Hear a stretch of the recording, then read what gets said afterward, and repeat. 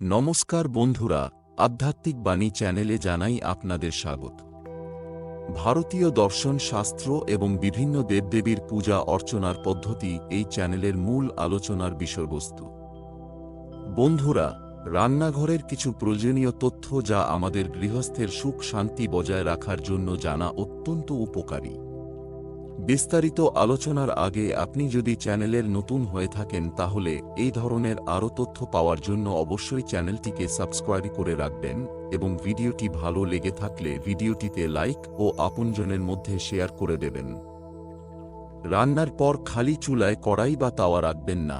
Gas বন্ধ করার পরে কখনোই সেখানে উপরে কড়াই রাখবেন না। অনেকেরই রাতের খাবার রান্না করার পর কড়াই না ধোয়ার অভ্যাস আছে।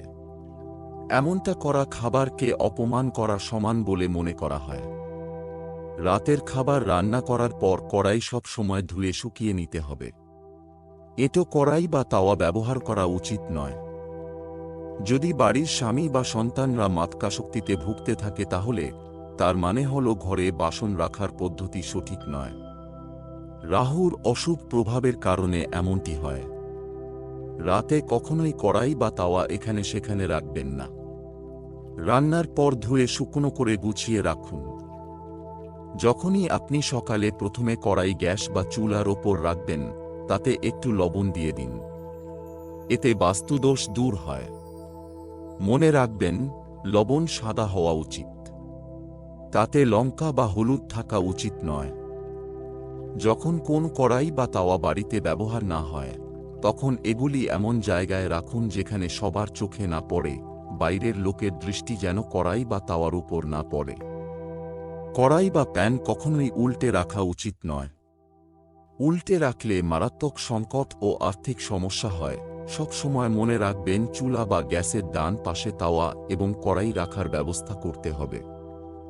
গরম কড়াই বা তাওয়ার উপর জল ঢালা উচিত নয়, কারণ এর থেকে যে শব্দ নির্গত হয় তা আপনার জীবনে অনেক অসুবিধার কারণ হয়ে দাঁড়ায়। তাওয়া বা কড়াই সর্বদা পরিষ্কার এবং উজ্জ্বল রাখুন, কারণ এটি আপনার ভাগ্যের প্রতিফলন। এটি যত বেশি উজ্জ্বল হবে আপনার ভাগ্য তত বেশি উজ্জ্বল হবে। ধারালো জিনিস দিয়ে কড়াই বা তাওয়া পরিষ্কার করবেন না। কড়াইতে রুটি বানানোর সময় প্রথম রুটি গরুকে এবং শেষ রুটি কুকুরকে দিন। নিয়ম করুন যে প্রথম ও শেষ রুটি শুধুমাত্র পশুর জন্যই হবে। এতে ঘরে বিপর্যয় তো হবেই না, সেই সাথে ঘরে সমস্ত নেতিবাচক শক্তি শেষ হয় এবং ঘরে সুখ সমৃদ্ধি থাকে। বন্ধুরা, আমাদের তথ্যগুলো যদি ভালো লাগে তাহলে লাইক করে আমাদের চ্যানেলে সাবস্ক্রাইব করে রাখুন। ভিডিওটি দেখার জন্য অসংখ্য ধন্যবাদ।